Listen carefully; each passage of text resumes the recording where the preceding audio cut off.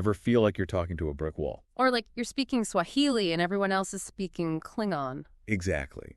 Today, we're diving into the wild world of communication, why it sometimes feels impossible, and how to crack the code. We're using this really interesting book, surrounded by idiots. Don't worry, it's not as judgy as it sounds. It's more like a guide to understanding why people act the way they do. Yeah, right? exactly.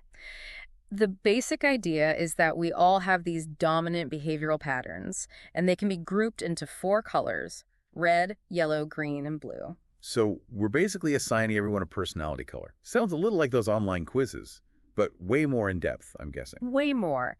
This isn't just about whether you're introverted or extroverted. It gets into the nitty-gritty of how you approach decisions, handle conflict, all that good stuff. Okay, I'm intrigued. Let's start with red. Paint me a picture of a classic red personality. Okay, so imagine this. You walk into a meeting and there's this person who just commands the room. They're organized, decisive, all about action. That's your red. The get-it-done type. 100%. They thrive on efficiency, have zero patience for indecision, and probably already have a plan B, C, and D mapped out, just in case. So, no surprises allowed. What's a surefire sign that you're dealing with a red? Besides the color-coded spreadsheet, of course. They're probably timing the meeting. Reds are all about maximizing their time, so they might be a little, shall we say, schedule-oriented. Makes sense, but that drive to get things done must be an asset in a lot of situations, right? Oh, absolutely. When you need a problem solved quickly and efficiently, a red is your go-to person.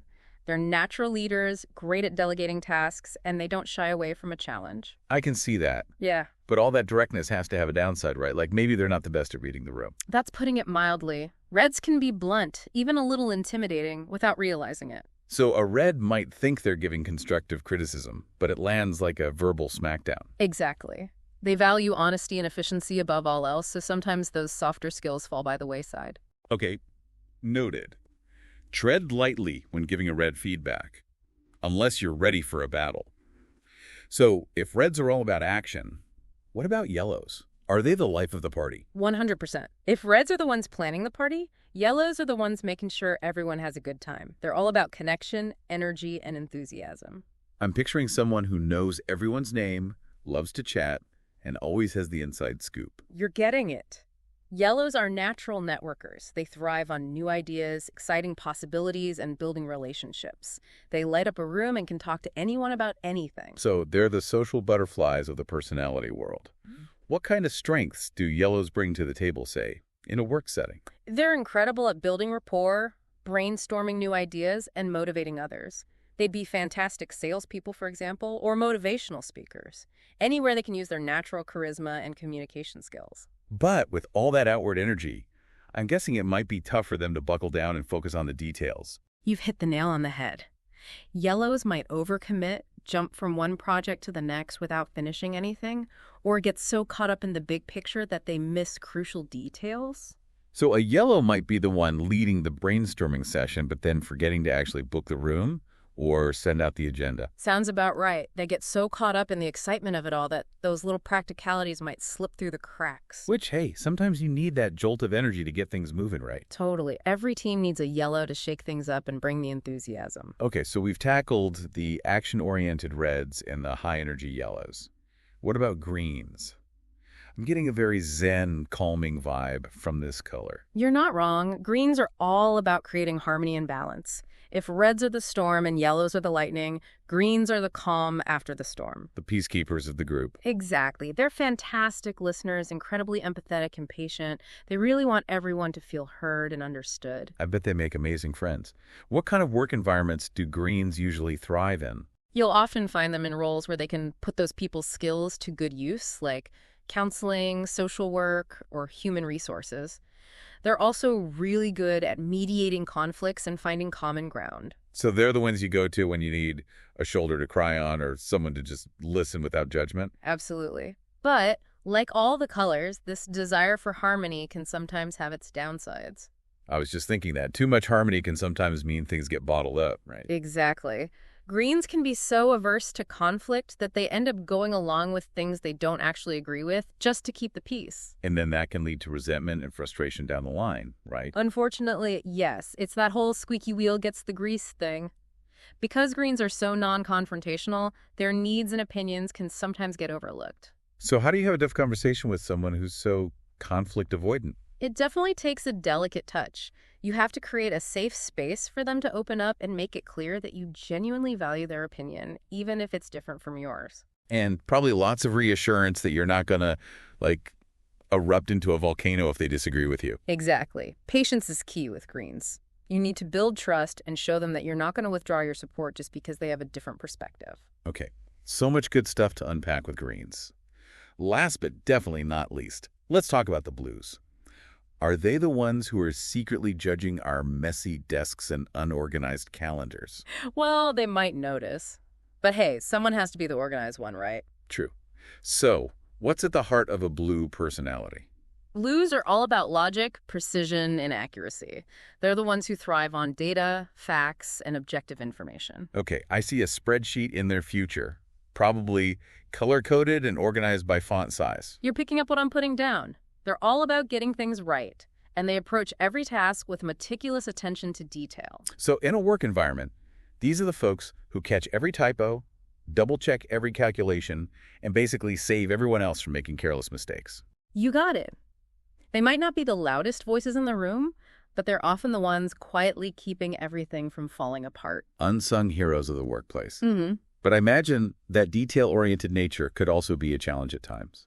Definitely. They can sometimes get so bogged down in the details that they lose sight of the bigger picture. And probably not a fan of last-minute changes to the plan. Let's just say they prefer to stick to the schedule. Okay, so we've got our 4 colors, the action-oriented reds, the social butterfly yellows, the harmonious greens, and the logical blues. But this is more than just categorizing people, right? How do we actually use this information to improve our communication and relationships? That's the million-dollar question, and that's what we're going to dive into right after this quick break. So we've met the reds, the yellows, the greens, and the blues. We know their strengths, we know their weaknesses, but how do we actually talk to them? Right, because it's not like we can just pull out a color wheel in the middle of a conversation, right? Excuse me, Carol. Are you spring green or more of deep teal? It'll really help me figure out how to ask you for that project deadline. Yeah, that's not going to go over well. The point is to use this knowledge subtly, to understand what makes people tick and adjust your communication style accordingly. Got it. So let's get practical. Say I'm dealing with a red who, let's be honest, can be a little intimidating. Yeah. How do I get my point across without getting steamrolled? With reds, directness is key. They respect people who are clear, concise, and get to the point quickly. So ditch the small talk, cut to the chase, and present your ideas in a way that highlights the results and the benefits. So channel my inner bullet point ninja. Exactly. And don't be afraid to challenge them a little. They appreciate a good debate and respect people who can hold their own in a discussion. Just make sure you back up your points with solid evidence. Okay, noted. What about yellows?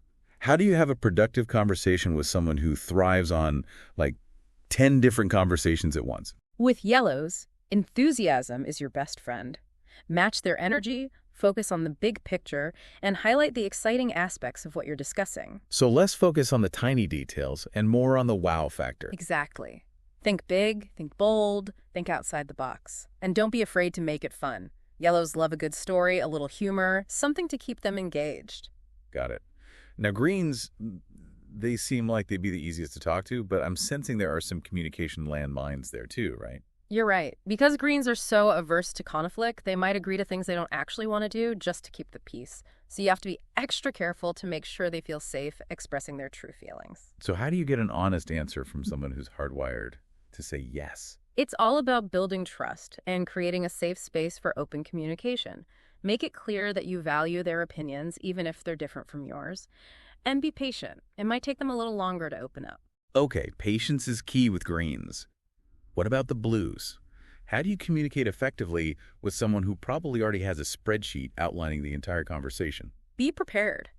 Blues appreciate thoroughness, accuracy, and attention to detail. So come armed with your facts, your figures, your data points, whatever you need to back up your points logically. No hand-waving or vague promises with this group. Definitely not. They need to see the evidence before they're willing to jump on board with an idea. Okay, so basically, show your work is the communication motto for dealing with blues. Exactly. Wow, this has been a crash course in communication styles.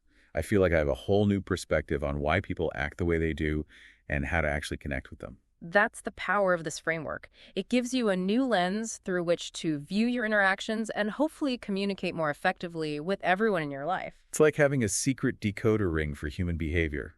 I can't wait to start putting it into practice. I think you'll be amazed by the difference it makes. A huge thank you to our expert for breaking down this fascinating topic for us. And to our listeners, thanks for joining us on this deep dive into the colorful world of human behavior. Until next time, keep those conversations flowing and try not to drive each other crazy.